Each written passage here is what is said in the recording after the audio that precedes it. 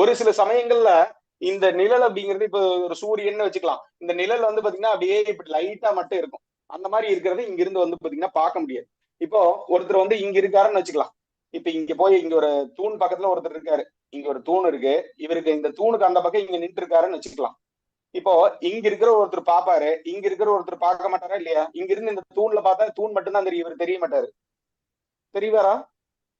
தெரிய மாட்டாரு. இப்ப இவருக்கு இவர் தெரியவாரா இல்லையா? தெரிவார்.